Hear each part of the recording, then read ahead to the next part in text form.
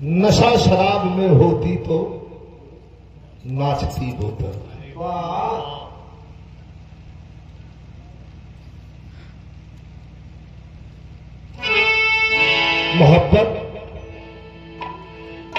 मोहब्बत के बाद फिर रिश्ते में खटास। अरे बाप रे बाप, मिठास कहाँ पे क्या? खटास के बाद जब मोहब्बत होती है तो वो बड़ी खतरनाक होती है। शराब पिया हुआ है और कह रहा है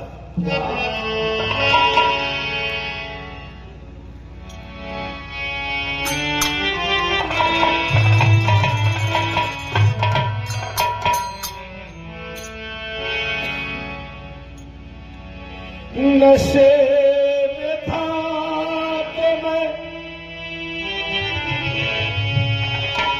जब मैं लोग कहते हैं कि तो बहुत नशीली है, पीता है,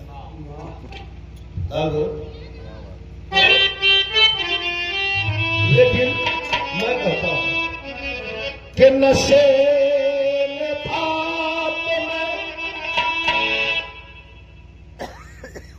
उस पे ही मर गया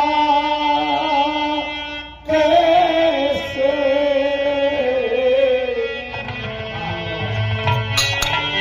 नशे में था तो मैं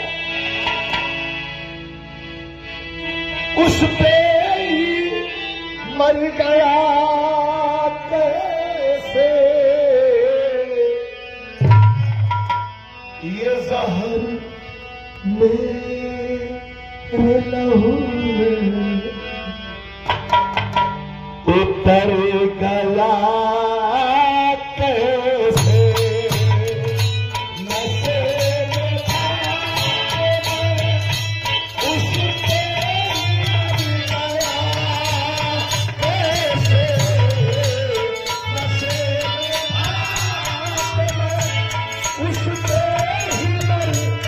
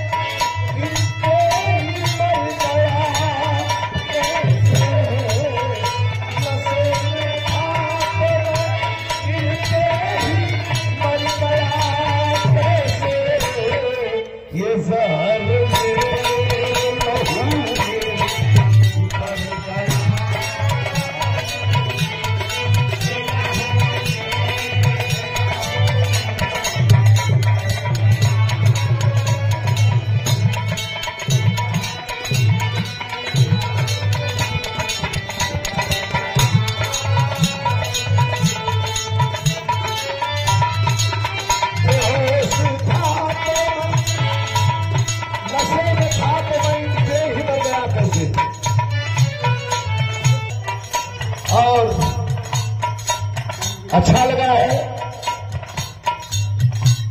गंधा देवी ने सम्मान किया और बड़े आवाज से ये लाइन और भी शूट करने लगी है।